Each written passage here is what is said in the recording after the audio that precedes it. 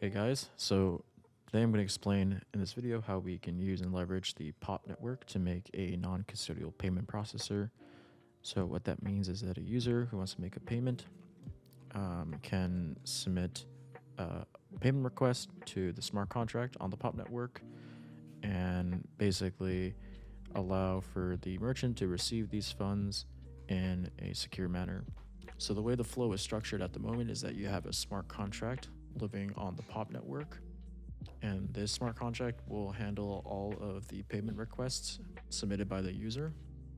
So when the user calls the payment processor, this will forward an XCM message to the asset hub, instructing it to transfer funds from the user to the smart contract on the asset hub chain. And then an indexer will monitor the asset hub chain for events and then pass those events back to your business logic using tools like Kafka or RabbitMQ.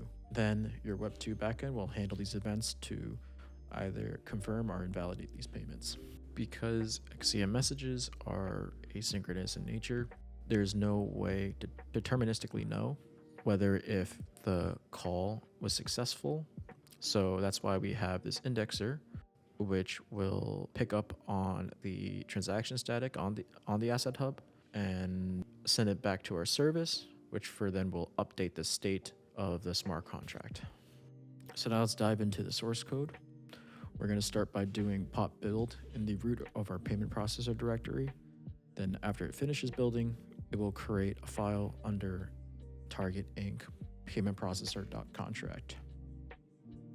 After the contract has completed building, we can head over now to contracts.onpop.io to deploy our newly created contract.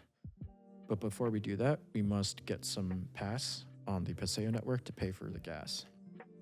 So let's head on over to faucet.polkadot.io, select the relay chain, and put in the address of our user. Once we have acquired some pass, then we need to head over to onboard.pop.network.xyz, which is the app that will bring your pass from the relay chain to the POP network. Now let's head back to the contracts dashboard to deploy this new contract. So something very important to note, in order for the XCM message to go through, we need to fund our smart contract address on the asset hub. So go ahead and copy the smart contract's asset hub address and transfer some of the pass that we received from the faucet to this account. So now let's go ahead and transfer 4 pass, and then we can sign this transaction. And finally, if you head over to the Network Explorer, the account that has been created on Asset Hub has a balance of 4.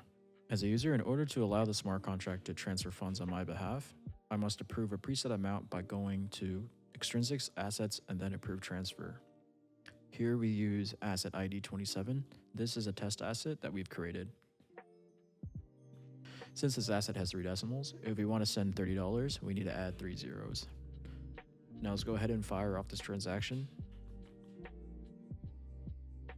There we go. Now we see that the asset has been approved. Before making the payment, let's start up the indexer so that we can see the event. By navigating to the POP indexer folder and modifying the .m file, and filling in the contract's address on Asset Hub, and also specifying the block number. Let's take this block number for the sake of the demo, so we're not indexing from the start of the chain.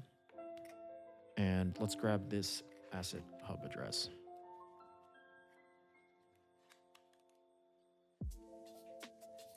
You can leave these parameters as is.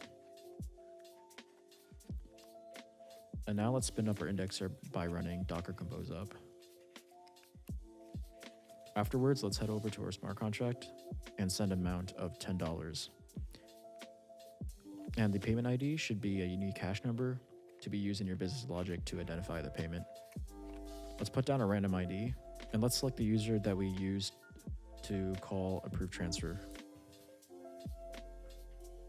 Finally, let's send this payment. And under recent events, we should see this payment go through as successful. Now if we go back to our indexer, we should see that the payment event has appeared.